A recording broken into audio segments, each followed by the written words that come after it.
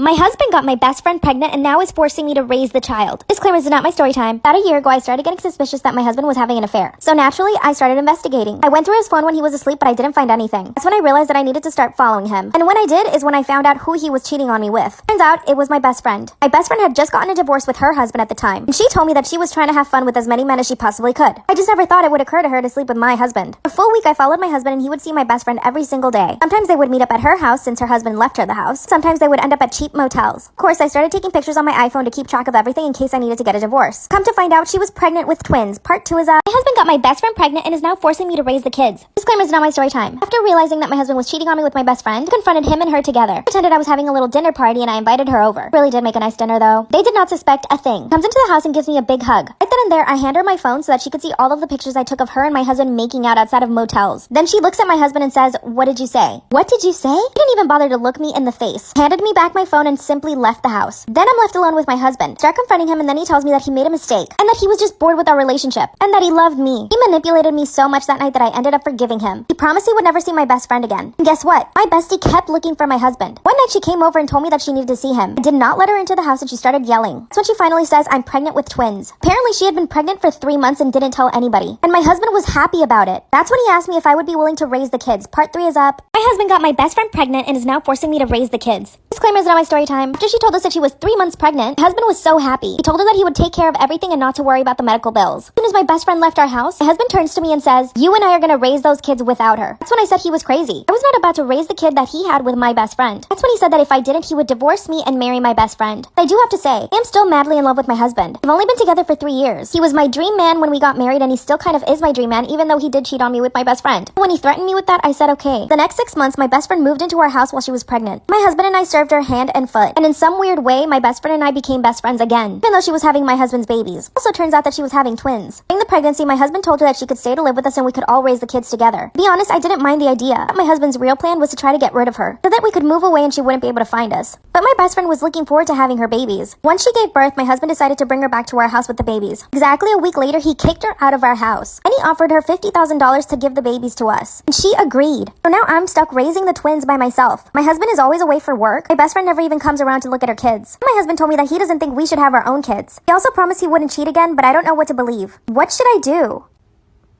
This is a story time of why I don't eat at other people's house no more. Me and my best friend, we were like 11 or 12 at the time and we were having a sleepover at her house. We had hung out outside of school many times before. This would just be the first time I went over to her house. My mom drops me off and just lets me walk inside. When I went up to the door, my best friend answered and she was like, "Hey, can you grab a shoe?" Immediately I could tell that the house wasn't very clean, but I knew it wasn't her fault. It's not because she asked me to grab a shoe. I could see behind her and could tell that the house was just really messy. It really did look like an episode of Hoarders, but I grabbed a shoe and I helped her look for that fly. So it was me, my bestie, and her grandma looking for this big ass bug. We got a little tired, so we sat down to eat something and her grandma made us a snack. I was a little scared to eat, not gonna lie, but I didn't want to make my best friend feel bad, so I went ahead and ate my food. Well, I was only able to eat some of it because we had left the basement door open and we saw the bug fly down there. So we stopped eating, ran down to the basement, and we saw the bug fly behind this box. We moved this box, and I swear 100 families of spiders and their ancestors started spewing out, like for part 2. This is going to be part 2 of why I don't eat at other people's house no more. Like I said, so many spiders started spewing out from behind this box. I genuinely thought that these spiders were going to eat all of us alive. It was not a fun situation. We did not run fast enough. These spiders started crawling all over us. I think I saw a lighter somewhere and considered setting myself on fire. I want you guys to imagine like my whole entire body covered up with spiders. That's what it felt like, but there was only like 5 or 6 on me. The grandma gets a blanket and starts whipping us with it. She's like trying to dust the spiders off. I see my best friend start stripping. I was a little